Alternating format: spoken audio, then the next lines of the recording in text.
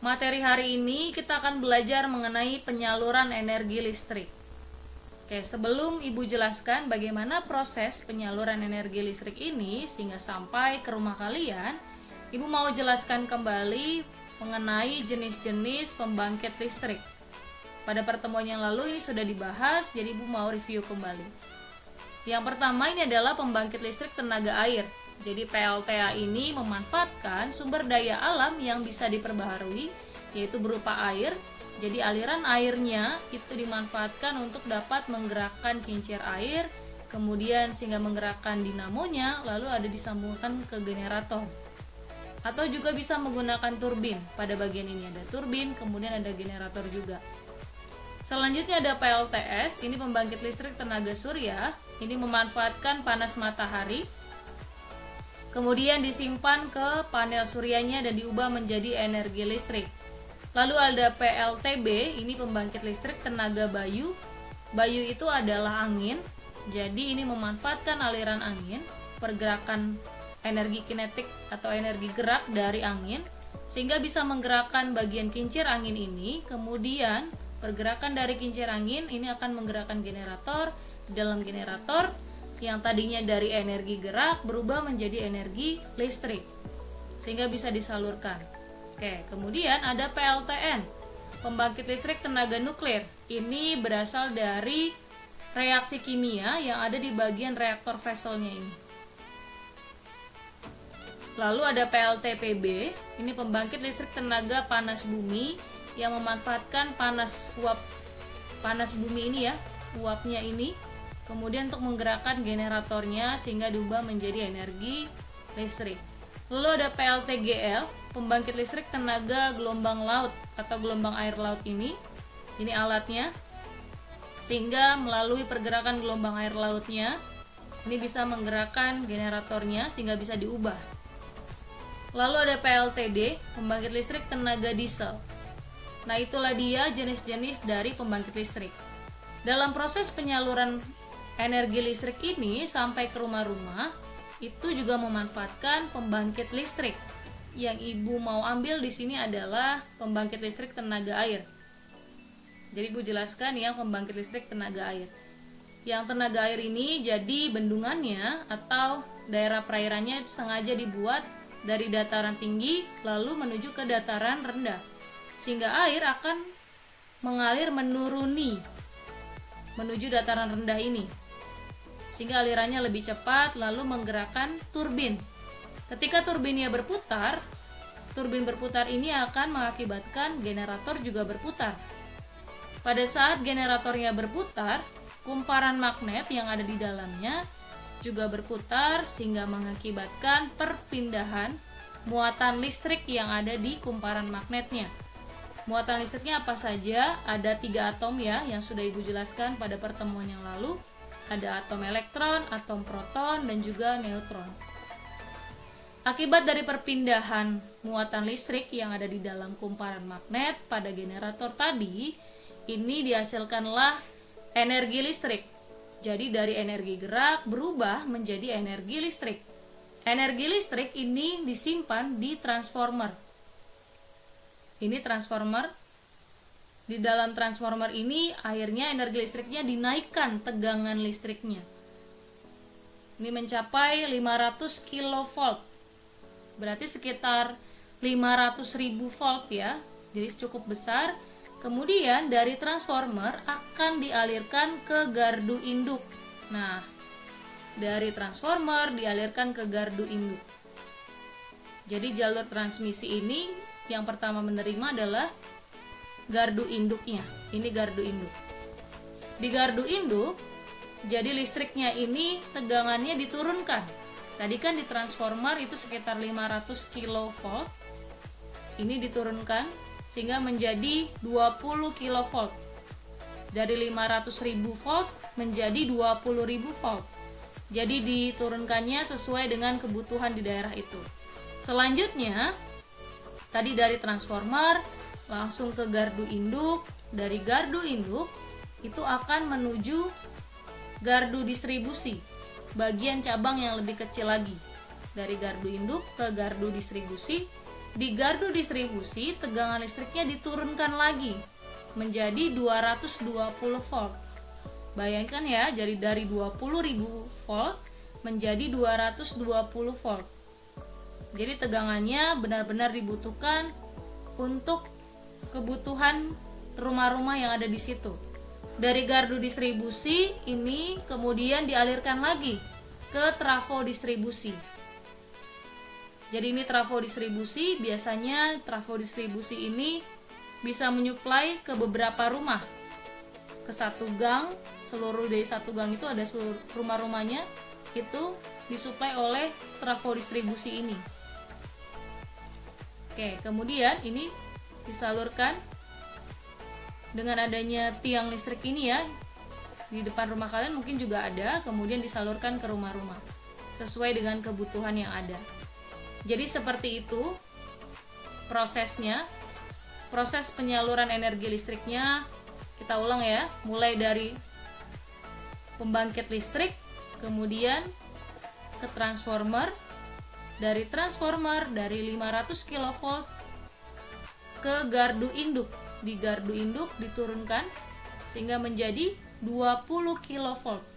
Dari 500 ke 20 kV, baru dari gardu induk ke gardu distribusi diturunkan menjadi 220 volt. Lalu dari gardu distribusi akan ke trafo. Trafo distribusi baru sampailah ke rumah kalian, sehingga kalian bisa memanfaatkan energi listrik ini untuk menggunakan barang-barang elektronik yang ada di rumah kalian.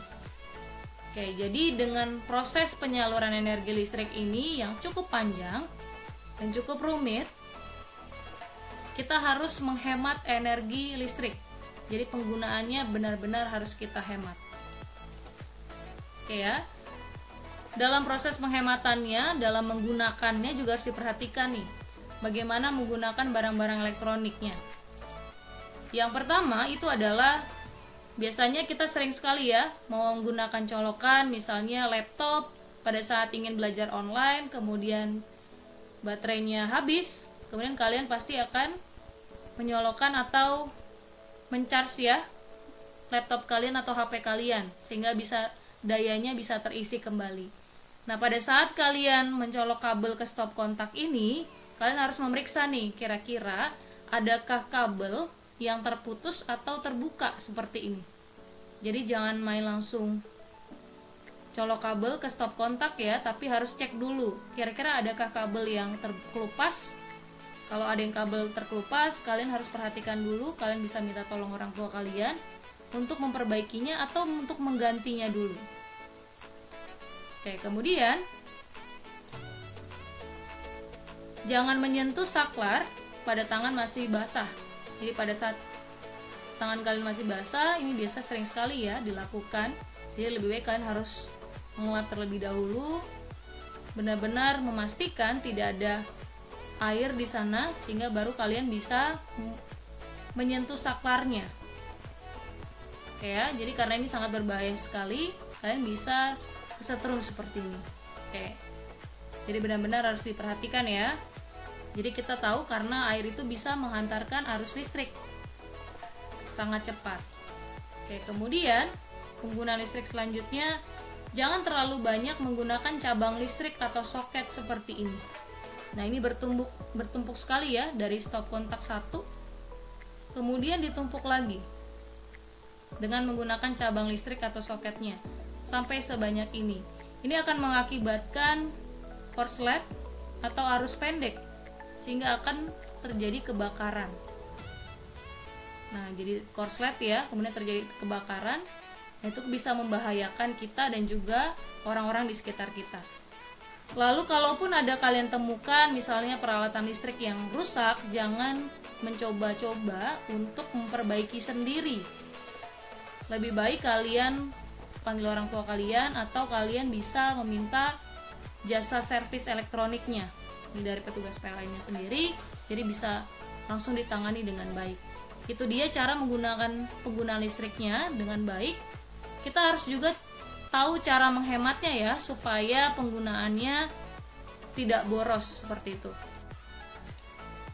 Cara menghemat penggunaan energi listrik salah satunya itu adalah mematikan lampu dan peralatan elektronik jika tidak digunakan. Ini biasanya lampu kamar yang sering sekali dibiarkan menyala, kemudian kalian beraktivitas di luar rumah. Atau kalian ada di ruang tamu, tapi lampu kamar tetap nyala. Kemudian peralatan elektronik yang sering sekali dibiarkan menyala, AC misalnya. Dibiarkan menyala padahal kalian perginya lumayan lama, misalnya pergi keluar rumah lumayan lama dan AC dibiarkan tetap menyala. Nah, itu akan boros energi listriknya. Lalu penggunaan laptop juga sama. Penggunaan laptop, penggunaan televisi ya. Ini yang sering dibiarkan menyala, kemudian kalian beraktivitas di luar. Oke, jadi sebaiknya jika memang tidak digunakan lagi, sebaiknya dimatikan. Ini bisa menghemat energi listrik. Selanjutnya ada mematikan keran air apabila selesai digunakan. Kalau memang sudah terisi penuh, ya sudah, lebih baik dimatikan. Jadi ini juga hemat sumber daya alam ya, sumber airnya lebih hemat penggunaannya. Kemudian penggunaan energi listriknya juga lebih hemat. Karena kalau air, jadi ketika kalian menyalakan sanyo, itu sangat sekali banyak menggunakan energi listriknya. Jadi banyak menyedot penggunaan energi listrik di situ. Atau lebih baik digunakan pakai penampungan air. Jadi sekali isi penampungan airnya, kemudian kalian bisa gunakan untuk beberapa kali, 1 hari atau 2 hari. Oke, itu lebih hemat lagi ya. Kemudian menggunakan lampu hemat listrik. Jadi kalau rumah kalian memang membutuhkan banyak lampu karena ada banyak ruangan di sana, lebih baik gunakan lampu yang hemat listrik. Lalu air bekas cucian beras ini, bekas cucian beras biasanya banyaknya dibuang ya, tapi bisa digunakan untuk menyiram bunga. Bisa hemat air dan hemat energi listrik juga. Tapi jangan gunakan air bekas cucian baju. Itu justru akan mematikan tumbuhan. Tapi kalau air bekas cucian beras, ini banyak sekali unsur haranya, jadi bisa membantu pertumbuhan bunga atau tumbuhan lainnya. Oke, kemudian kalian juga bisa menghemat energi listrik dengan cara tidak menggunakan handphone atau bermain game misalnya yang ada di HP, kemudian pada saat HP-nya sedang dicas. Lebih baik jangan ya. Lebih baik kalian biarkan dulu beberapa jam. Ketika sudah terisi penuh, kalian boleh gunakan. Ini juga merupakan salah satu cara menghemat energi listrik. Oke, kita sudah tahu bagaimana proses penyalurannya yang begitu panjang dan rumit, sehingga kalian bisa menikmati listrik. Lebih baik kita hemat, karena cara menghemat energi listrik ini sangat baik dan juga untuk generasi selanjutnya, sehingga bisa dinikmati untuk generasi selanjutnya. Oke ya, jadi mulai dari diri kita harus menghemat energi listrik. Oke, terima kasih. Sampai jumpa di sesi kedua.